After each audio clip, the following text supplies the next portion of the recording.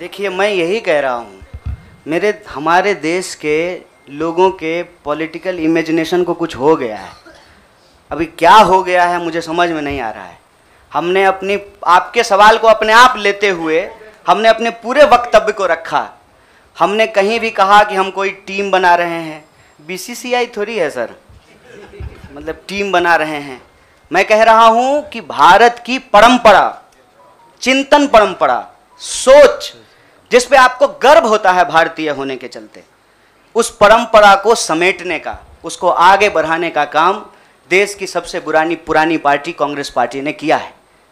उस पार्टी के पास एक ऐतिहासिक जिम्मेवारी है और इस देश का नागरिक होने के चलते, साथी जिग्नेश ने कहा, यह हमारी भी ऐतिहासिक जिम्मेवारी है कि कल को जब इतिहास लिखा जाएगा तो हमसे भी पूछा जाएगा, दुबे भाई आपसे भी पूछा जाएगा कि जब यह तमाशा हो रहा था तो हम क्या कर रहे थे।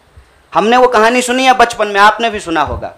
जंगल में आग लगी, एक कोयल अपने चोंच में पानी भर करके जंगल की आग बुझाने की कोशिश कर रही थी।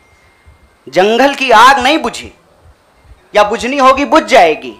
कम से कम कोयल का वह ऐतिहासिक प्रयास जो है वो इतिहास याद रखेगा।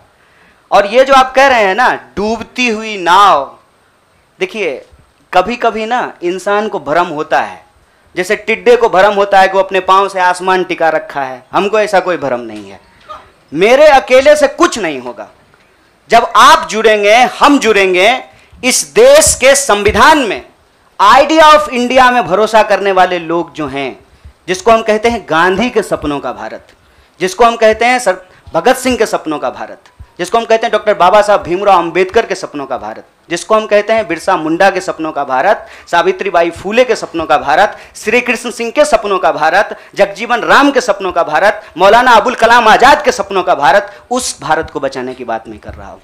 और सियासत, मैं बार बार कहता हूँ, अगर सियासत सही होगी तो गलत लोग जो सत्ता पे काबिज हैं ना, मुझे भारत के लोगों पे बहुत भरोसा है।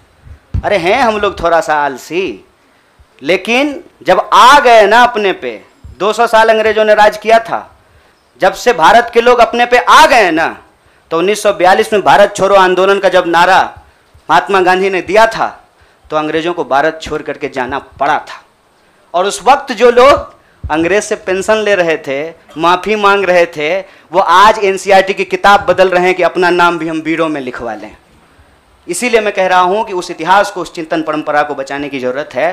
पार्टी अगर उस सिद्धांत पे चलेगी, संविधान के प्रियम्बल को रक्षा करने की कोशिश करेगी, पार्टी भी बचेगी और पार्टी सत्ता में भी आएगी। ऐसा मेरा उम्मीद है, ऐसे मेरी आशा है।